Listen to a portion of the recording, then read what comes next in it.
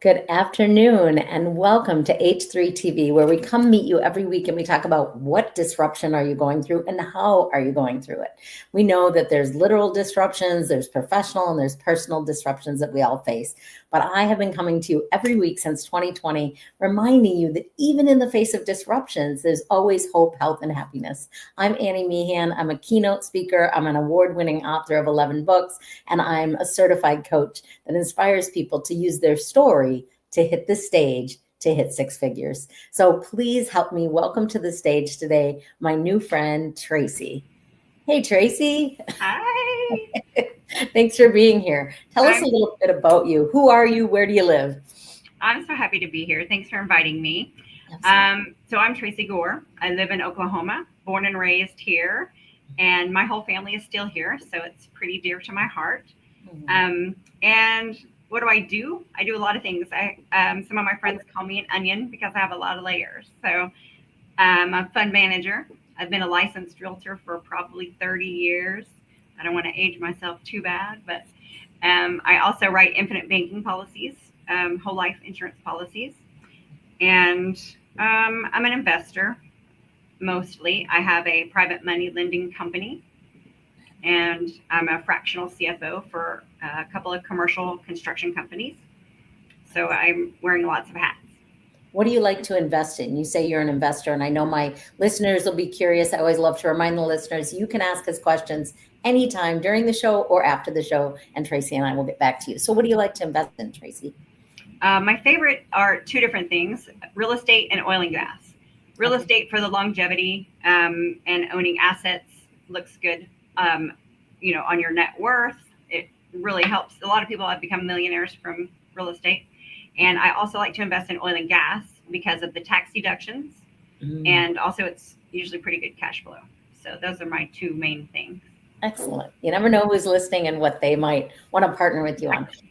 Yeah. Um, so Tracy, I always like to kind of start with the challenges of our life because I think there's so much wisdom inside of them sometimes. So when we think of the word disruption, does something bubble up for you, a time in your life that you felt like you were facing a storm or a disruption?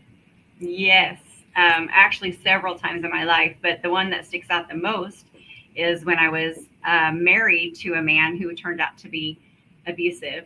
And once I escaped that, I started over with nothing. And I had to take the kids and move, say, Mom, Yeah. can I move back into my childhood bedroom? You Mm, know? And yeah. I didn't even have a bank account. Wow. So completely started over with nothing. And it was a real struggle for sure. Yeah, we know we have listeners that have faced domestic violence or that are living in it today, and it is hard, right? Like in every area of our health, financially, in our relationships, and where we're going to physically live, right? You're talking about going back home. And how old were you? Do you mind sharing how old you were at the time How you had old to was move? I? Well, it was in 2016. Okay. So I'm 53 now. So Okay. So not that long ago, 9 years ago, 42 years old. yeah. Yeah. Wow. Or 44 years old Yeah. or So something. Anyway, somewhere in your 40s, and you had three kids? Is that yeah, two that were just barely adults. And okay? then my daughter was 6. Mm, Yeah. wow. So three young kids leaving with nothing. So not that long ago, really. Well, And two now of them were you're, adults. They were just barely adults. And yeah. then Zoe was 6. So yeah. But I'm saying you were an adult. You were, living your life and you were starting over from nothing. And you've had such great success, not by magic, but by hard work, sense.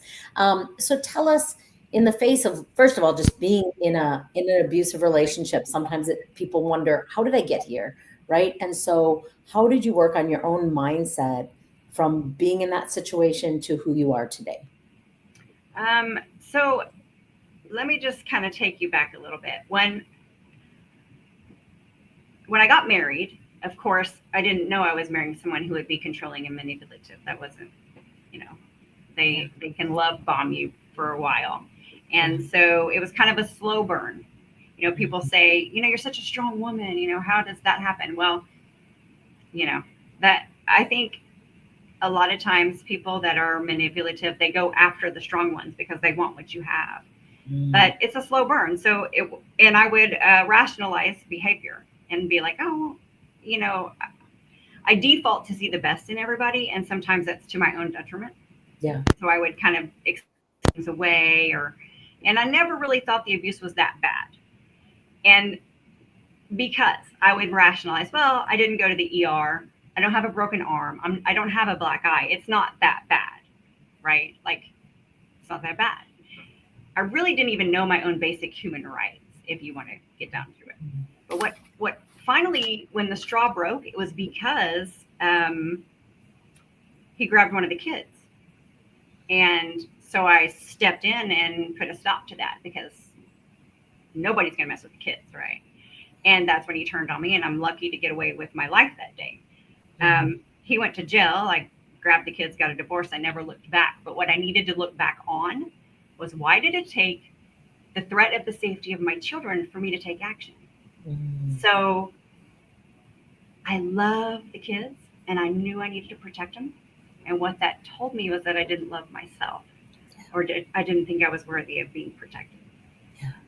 And so that was like the hardest pill to swallow, because I really had to do a deep dive. I mean, I didn't realize I didn't love myself until I understood everything that I had allowed to happen to me. I now know that he was reflecting back to me what I thought I deserved.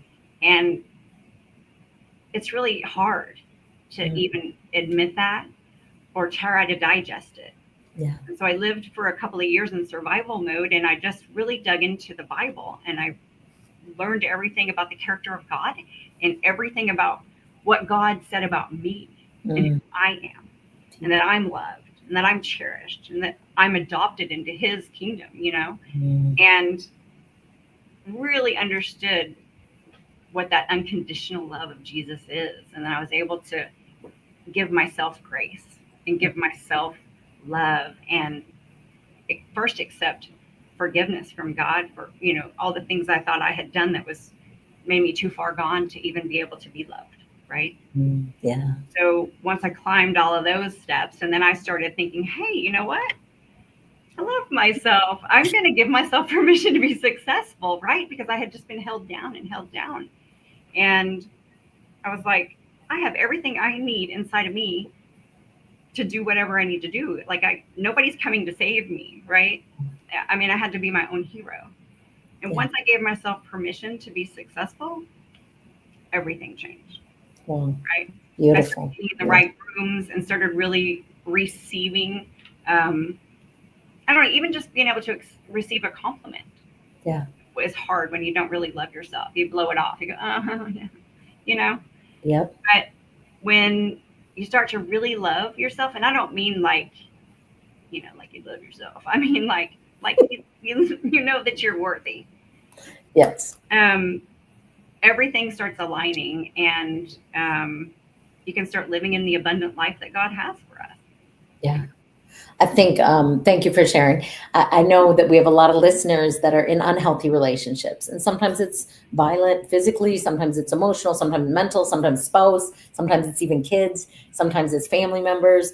So we know boundaries are so important, but you're really sharing a lot of wisdom of where your mind was at the time, and how it is a fascinating thing as a mother, how there's so many things I can do for my kids love wise that is hard for me to do for myself. I always joke about, like, I love to shop for them, but I don't like shopping, and I don't like shopping for me, but I'll do it if I have to, or I need something. But loving them and caring. When I was pregnant, when I was young and 19, I wasn't taking good care of myself, but then I got pregnant. I was like, oh, for this baby, I'll take care of it. And it's a funny thing. And when you get past that, to realize I can do this for me.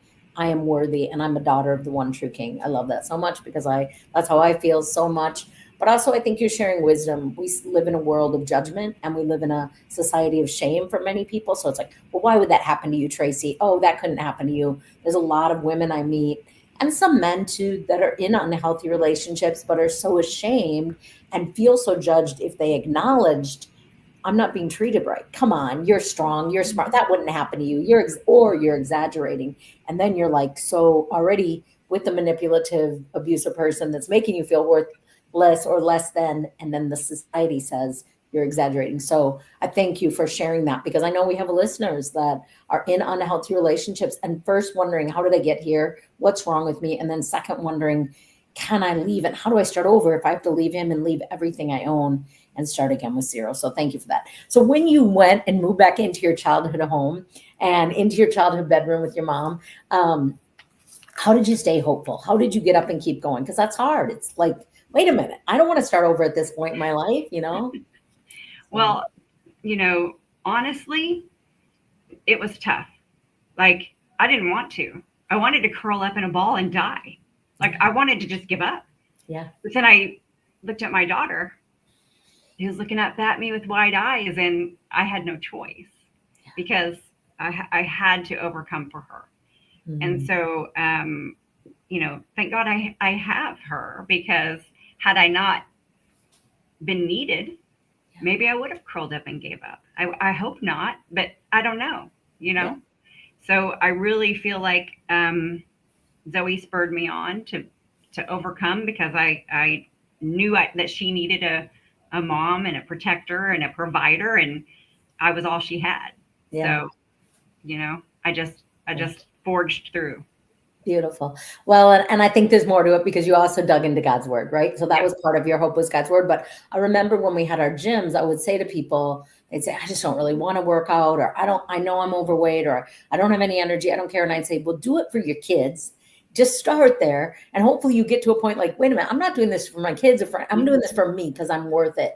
But sometimes we don't know we're worth it, especially if we've been beaten down by ourselves or by someone else, mentally or emotionally or financially or physically. And so you had this beautiful little girl that looked up at you and you went, wait a minute, I got to keep going whether I feel like it or not, for her. And then you dug into God's word and realized who you are and whose image you're created in. And I think when I feel really down or hopeless or overwhelmed, I always like, who does God say I am? Because who I feel like I am is not who I want to be, but who does he say I am? And I think it's a beautiful thing. So how did you stay healthy? I always think about health, Tracy, as like 7 areas. So we have physical, emotional, mental, spiritual, financial, relational, and career health. And then if any of those 7 is off, it really can affect our physical body. So what were some things, some strategies, some systems, whatever you did to keep going each day?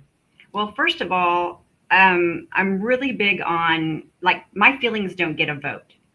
Right. So I have to make up my mind, and then I keep my mind set. I make it up, and that's what I'm going to do. I don't get to vote on it.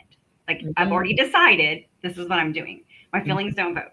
I get up. I don't feel like it. Doesn't matter. I'm doing it, and your feelings will catch up. If you make the right decision and you take the next step towards that, your feelings are going to catch up with you. You can't live by your feelings. They're fickle. They're going to come and go. So you got to make up your mind and keep it set, and just do the next right thing that's right in front of you, whatever that is. Right. And, I was very unhealthy in a lot of ways. I mean, and even today, have you ever read that book, The Body Keeps the Score, or Your Body Keeps the Score? Yes. So, I still have trauma that I deal with, and I still hold trauma in my body, and it reminds me a lot. I get up and I'm achy, and I'm like, oh, my body still remembers this trauma, So, and I don't know that I'm always 100% healthy in all of the areas. I think we're always on a journey. We're always working. We never really arrive, I feel like, before my feet hit the ground every morning, I'm praying and I'm in gratitude. And then I do my Bible study. I do my devotion. I drink my coffee. I don't, and it's a non-negotiable. I mean, I get up and I get in the Word. Because if I don't, I like to joke and say pre-Jesus Tracy can show up, and she's not real fun. she's not real fun to be around. So I try to, always just put God first, and that's how I do it. It's, making up my mind, dive in the Word, and just doing the next right thing, whichever section that is, whether it's business or whether it's relational or whatever it has to do with. Absolutely. And it is, of course, we're not perfect in any area, and we're always a work in progress, but it is, I do believe very much that your systems and how you start your morning. I was being interviewed on a podcast the other day, and the guy goes, everyone puts Jesus on their board of directors. You have Jesus there. I go, I know, because I have an appointment with him every morning. I'm like, when I'm late or crabby, he is like on me. So I'm like, all right, I got it. But I love what you said. I think this is really important. My feelings don't get a vote. What? My feelings sometimes think they get 2 and 3 votes. Like, well, but that hurt my feelings. Yeah, nobody cares. Keep going. Get like Yeah. that's a really powerful mantra to live by. My feelings don't get a vote. I Yeah. make a decision and I stick to that decision. And when you know where you want to go, you're right. Your feelings do catch up.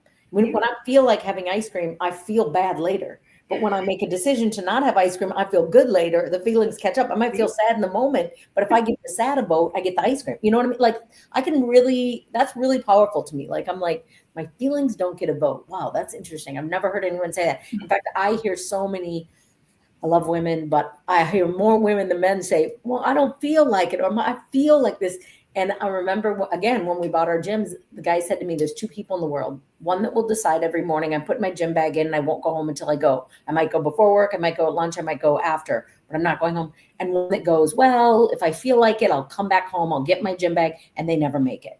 And I was like, oh, that's really fascinating. So I love what you said there, Tracy. I think it's really, really important. Let's not let our feelings, if they have no vote or minimal vote, let's not let them lead our lives because they're fickle. That was a great nugget of wisdom. Thank you for sharing that. How about happy and humor?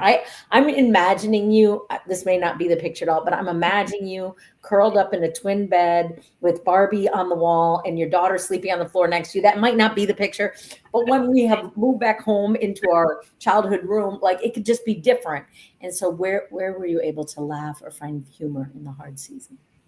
Well, my family is great, and I always default to humor anyway. So even like in stressful situations, I'll make jokes. I remember when, now this is pretty funny. I remember when my father was in the hospital and he was having like heart surgery or something, pretty major. I I downloaded this app on my phone that did funny fart sounds. And I would do that with my kids and make them laugh because I truly believe that when you laugh, you get healthier. I mean, even the Bible says. So a cheerful heart is medicine. And so I'm like, I'll make you laugh and I'll say, you're welcome. You just got healthier. So finding humor is not really hard for me. All of my family, they're all humorous and we all love to laugh and joke. And so, even my mom, she's real funny too. She just says silly stuff. And so it's easy for me to find humor. And, I think I even almost maybe hid behind humor sometimes when I was hurting. And it's a way to not face it. Yeah. To not face the struggles. Yeah. People stereotype who they think gets in a domestic violence relationship or abusive relationship or controlling relationship. They think, oh, come someone from a broken home, someone with bad parents, but that's not the true story. And like you said, I was a strong, powerful woman that I still am, but there was something about needing to crush that for him and needing to control that drew him in to want to have more power. So again, another myth buster because people assume things that are not accurate. And because you smile and you laugh, we can pretend. I remember very young learning to pretend, smile, always laugh. Never, then people won't ask you questions. Are you really okay? What's really going on? Is that a genuine? So it is a protection. Yeah, for sure, because people don't like to be vulnerable. And especially if you're in a situation, and this has been true, and it's always true. It doesn't matter who you are or what position you're in. Once you talk about something or you admit it, it has to be followed by change. Yeah. And so if you're not ready for change, you can't talk about it. You can't admit it. You have to cover it up. Yeah. And it doesn't matter if it's addiction. It doesn't matter if it's your relationship. It doesn't matter. Yeah. Once you've admitted something, then the next step is change. That's right. So that's why we throw things and sweep them under the rug. We don't talk about them. We cover them up because we're not ready for change. Embracing change is hard. Yeah. You have to be vulnerable. You got to cry. You got to get, you got to get broken before it, just like a seed has to be buried in the dark in order for it to bloom. Yeah. We have to be like my book, Beautifully Ruined. Mm-hmm. It's in the mess that you find Jesus, right? That's right. The guys were in the fiery furnace where the fourth man came in. Like Jesus meets you in your mess, right? Yeah. So you don't have to have it all figured out first. Yeah. You just have to lay it down. Lay it down and realize that you're going to get through it, even if it's hard, even if you're like going to get through it, and look at you on the other side. So beautiful. And I love it. I love that you have faith. I feel like faith is a gift. and not every person has it. And I'm grateful for mine, and I'm grateful for yours, and I'm grateful for our friendship. I want to ask you if you could talk to a younger Tracy. We know my daughter has told me she's 31, but she's talked to me when she was in high school, college, a little bit in high school, but more in college, girls that were in abusive relationships already that had men and college boys abusing them, but they were afraid and they were hiding. And the guys told them, it's never going to get better. Nobody else is going to want you if you don't stay with me. What wisdom would you give to that woman in her 20s that is seeing little peaks of it, but then getting the love bomb afterwards and the flowers and the I'm sorry and I love you so much? What wisdom would you tell to yourself or to a younger woman that's facing an unhealthy relationship? So all of that happens, and I've heard all of that. Mm. And I internalized all of that, and I believed it. And if I could go back and give younger Tracy wisdom, I would say follow the fruit. Like, people can love bomb you and tell you all these things that you want to hear, but what are they doing? How are they loving people? How are they treating people? What are they doing? Follow the fruit. The Bible says you will know them by their fruit. I mean, a pear tree is not going to drop apples, right? So if somebody is treating you bad, if they have a bad relationship with their family, if they're ugly to people, pay attention. Pay attention to that. Like, don't skim over red flags. Yeah. If somebody isn't treating you with the utmost respect, you have permission to leave that room. You don't have to stay there. You don't have to take that. You can demand respect for yourself. If I were to tell, myself, I think comparison is a really big killer for your confidence. Yeah. So I would say, don't compare yourself with anybody. You're unique by design, right? Yeah. And to follow the fruit. I just think that, and even if people can cover it up for a while, it always shows. Their fruit is going to pop out. Like they're crazy. They can't keep it tucked in all the time. It's going to show, right? Pay attention and believe it.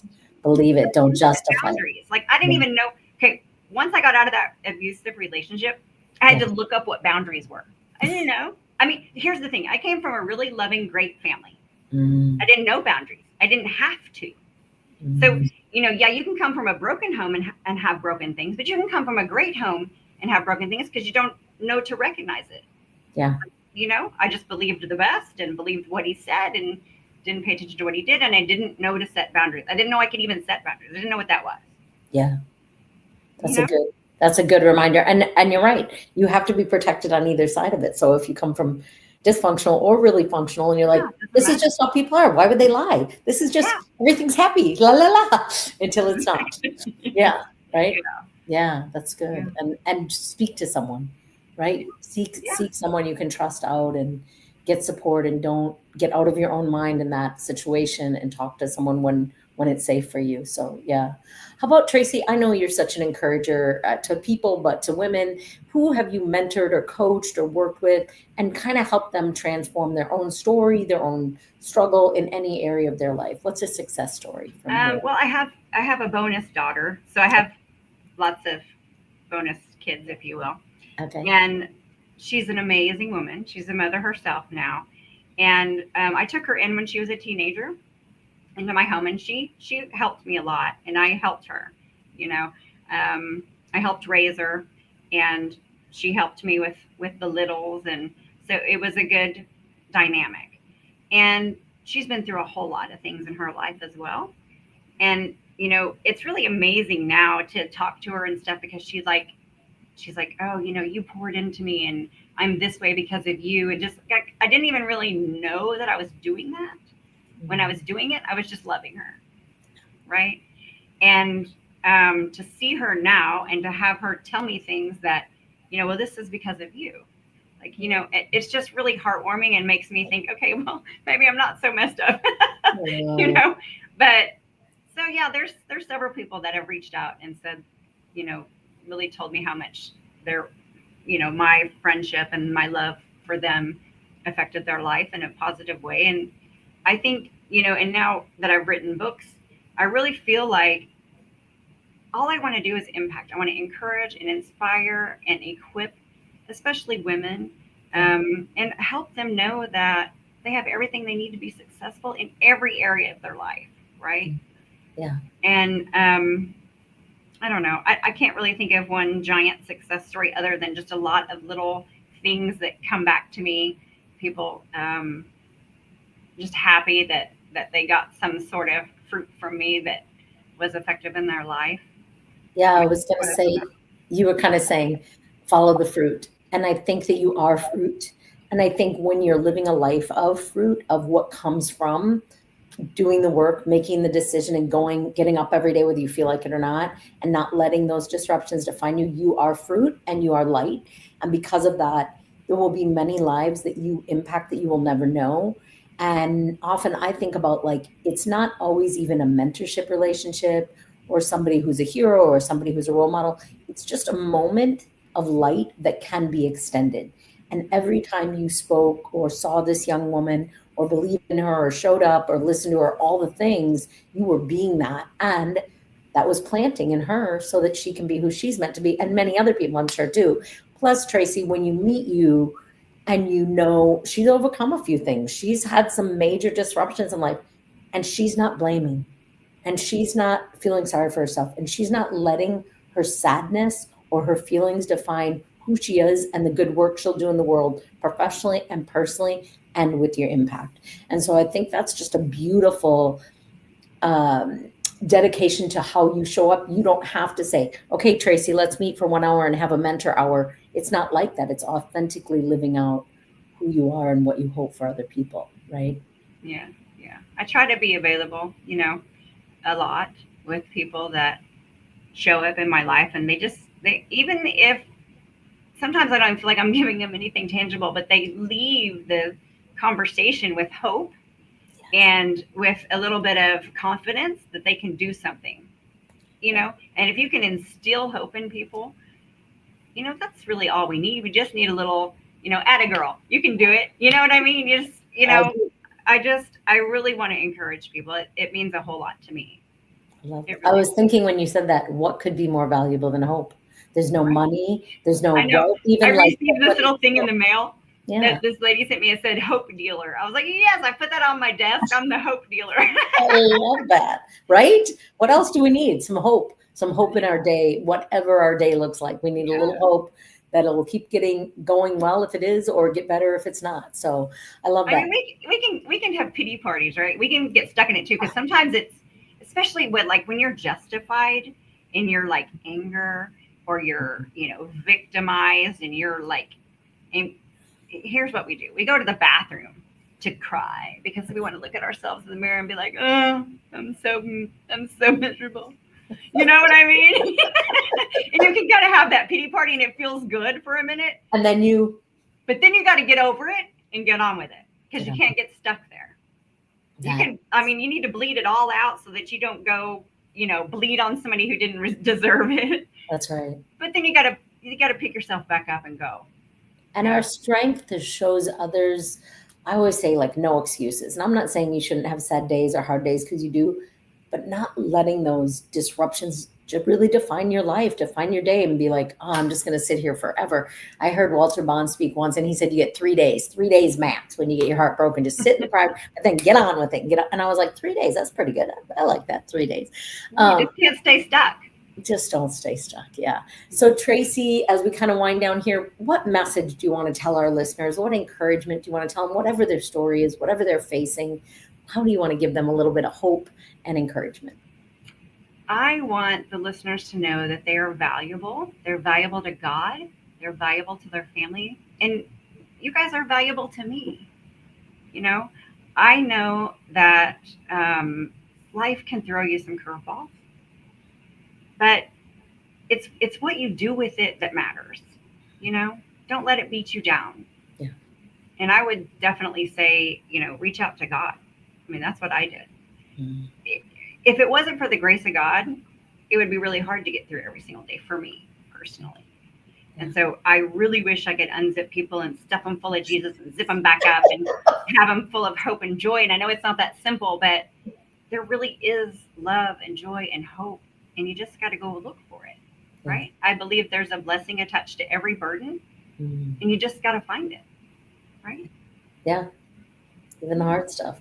So awesome. Thank you. That was great. What if people want to get a hold of you and follow up with you? First of all, I want to tell our listeners, Tracy and I are going to do an event together in October. So more details to come on that. We're excited about that. But for now, Tracy, what's the best way where people can reach out, ask you a question, be encouraged by you? Thank you for your share today. What's the best place to find you? So I have a platform that you can go to. It's tracygore.ai. And I actually have a little AI clone that you can chat with and you can talk to. But other than that, you can look and see what the books I've written, and you can order books. And there's even a link to schedule on my calendar if you'd like. So there's different ways to get a hold of me. I'm on Facebook and Instagram and all the things. So when they go to AI, Tracy Gore AI, are they not talking to you? Are they talking to a bot? Well, it's just a landing page. And so you can scroll on it and you can see the books I've written, you can schedule time, whatever. But there's also a chat with my clone. And so you can text her or you can actually call her, and it's my voice. And I've trained her in all of the things. And so you can ask her questions. If you can't get a hold of me, at least you can ask her a question if you have something that you want to get right away, and she can answer. It's pretty nice. It's an AI world. I'm trying to catch up. I'm feeling old lately. I'm like, I cannot do all this funnel and sales and ads and AI. And I don't know. Like sometimes I'm like, am I talking to a person or whatever? But at least you tell people what it is. I like that. So, well, thank you so much, Tracy. This has been so fun. Thank you to our listeners. Please ask us questions, share comments. We're here to encourage you. Thank you, Tracy. Yes, thank you. Thank you.